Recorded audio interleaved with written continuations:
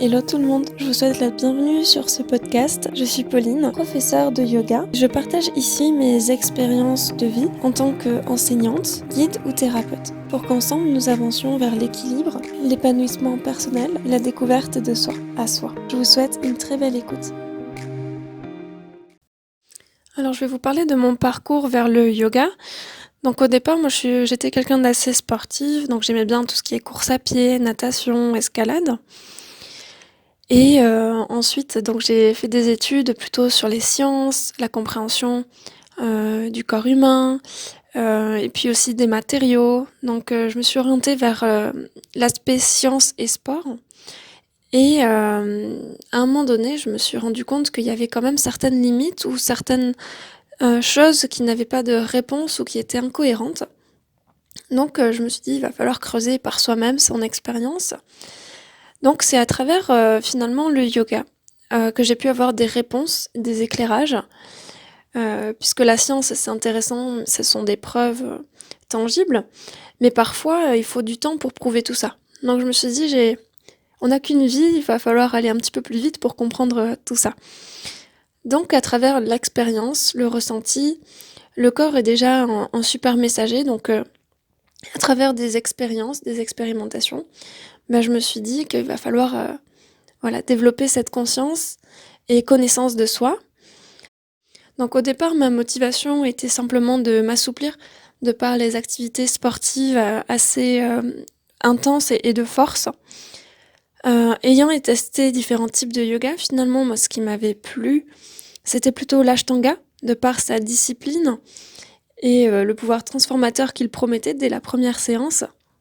Non pas verbalement ou mentalement, mais c'est vraiment dans le ressenti direct. Donc c'est une pratique que j'ai beaucoup aimée, où on sent qu'il y a vraiment des choses qui se passent. Et puis après, j'ai eu envie d'aller un petit peu plus loin, après quelques années de pratique, de comprendre, donc à travers une formation de yoga, et ensuite en étant guidée par des professeurs expérimentés.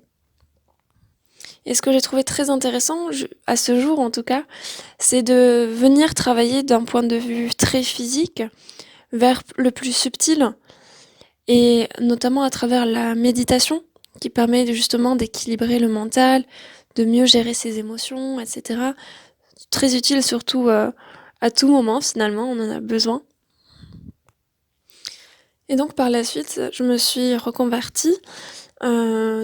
J'étais ingénieure et puis je me suis dit qu'il va falloir faire un choix parce que entre le sport, le travail, plus le yoga, ça commençait à faire des grosses journées.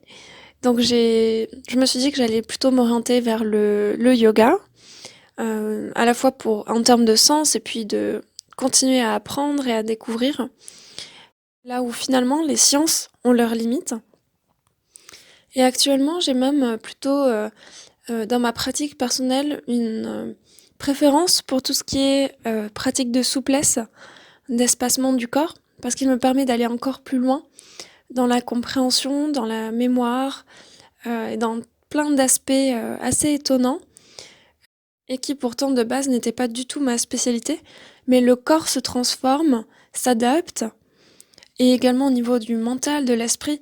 Donc c'est vraiment quelque chose de très intéressant d'expérimenter, et encore une fois, c'est toujours la régularité qui paye. Donc dans mon enseignement, je fais plutôt différentes pratiques qui permettent de répondre à différents moments de la vie où on en est et à différents niveaux d'énergie. Donc on n'est pas toujours au top en mode Ashtanga dynamique, et parfois on a besoin d'un petit peu d'équilibrer entre des pratiques horizontales et verticales de relaxation ou de développement. Et donc voilà où j'en suis actuellement dans mon cheminement, où j'aime croiser à la fois les connaissances scientifiques, philosophiques, spirituelles, tous les différents aspects possibles.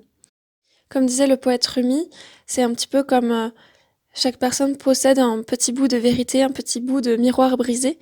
Essayer de reconstituer la réalité, ou en tout cas s'y rapprocher.